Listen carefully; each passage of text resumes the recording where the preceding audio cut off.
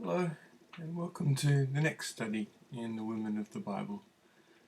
Daniel Smith pointed out to me that National Geographic has a front page cover, imagine in a recent issue called Women of the Bible, and so he thinks I'm prescient, but I shan't be quite that bold. Nevertheless, I think it really is interesting that even popular culture recognises that this is a topic worthy of consideration. So today we have two women drawn from the book of John, and two women really very well known because of Jesus' teaching. As we know, John was a book that's very different to the other three Gospels, a book that's really uses much longer recordings and longer text. Something like Mark is much shorter and sharper. Luke, likewise, is sort of these succinct episodes and character studies and things, whereas John's much more interested in these longer form teaching about theological concepts. And so the first one we have is the Samaritan woman in John chapter 4, and it's verses 1 to 26. So, as I said, much longer texts and more context and a lot more teaching surrounding these encounters.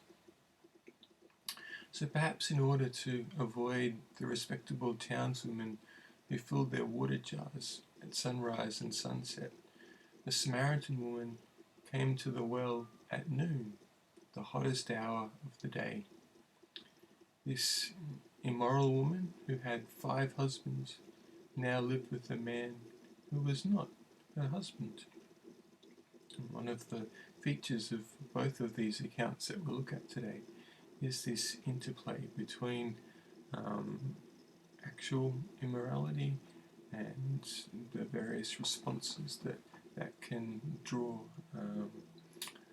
both from Christ's perspective and also from a wider societal perspective. When Jesus purposely passed through Samaria on his way to Galilee, he met and spoke to the woman at Jacob's well, near the city of Sychar. And in so doing, he was breaking 3 major social rules. First, women were considered greatly inferior to men. In public, no Middle Eastern man ever spoke to a woman, not even his wife or mother or sister. Second, no Jew ever spoke to a Samaritan. Jews believed Samaritans had betrayed their faith because they had intermarried with foreigners. The Jews and the Samaritans hated and avoided each other. Third, no self-respecting man, especially a teacher, would ever speak to a woman of such despicable reputation. This woman was a well-known social outcast. Jesus disregarded these social barriers when he conversed with the Samaritan woman. He revealed himself as the greatly anticipated Messiah, offering forgiveness, redemption, and new life. She drank from his cup of living water, ran back to town, and the very ones who despised her, the people of Samaria, there she proclaimed with unembarrassed excitement the arrival of the promised Messiah. The people of Samaria responded eagerly to Christ. They too yearned for his living water. Later, Jesus would challenge his disciples to witness in Samaria, Acts chapter 1 and verse 8. And Philip, a deacon, would be a missionary there, Acts chapter 8 and verse 5. Yet the good news of Jesus Christ was first proclaimed to to the people of Samaria through the testimony of a sinful, immoral woman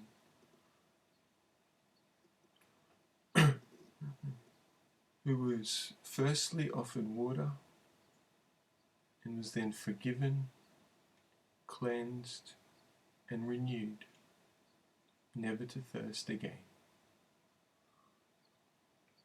The second woman that we're looking at is from John chapter 8 and verses 1 to 12. And this is an adulteress who was forgiven. This woman was caught in the very act of sexual immorality. We don't know much more about her, apart from we simply refer to her as an adulteress. Israel's law was pretty clear. It prohibited adultery, sexual relations outside of a marital relationship. Exodus chapter 20 and verse 14. The punishment of death was dictated for both the adulterous man and the woman.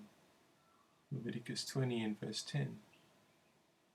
Yet while this woman was dragged in front of the mob before Jesus and to face death, the man with whom she had been involved is absent from the story, and one can only assume went free. The accusing scribes and Pharisees threw the woman at Jesus' feet.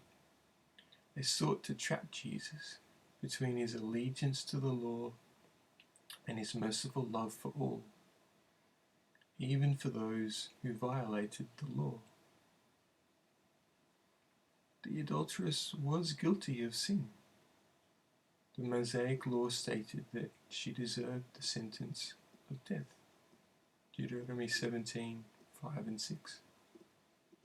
The zealous religious leaders quoted the law and waited impatiently for Jesus to respond.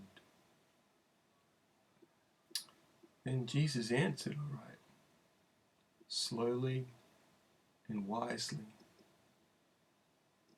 For the Messiah clarified the law's intent and reminded each religious leader of his own sins and his own guilt in breaking the law of Moses.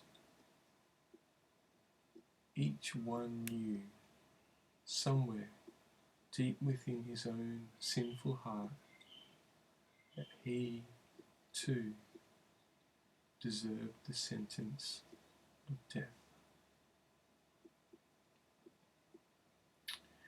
Jesus also affirmed the sanctity of marriage, making it clear that men, as well as women, are expected to keep their vows. He did not condemn the woman caught in the act of adultery. Instead, he forgave her, as he would later forgive the very people who nailed him to a cross. John 3 and verse 17. Jesus faced the sentence of death himself for the adulteress, for the sinful scribes and Pharisees, for everyone. His grace provides hope for every sinful soul. John chapter 8 and verse 12. Thanks very much.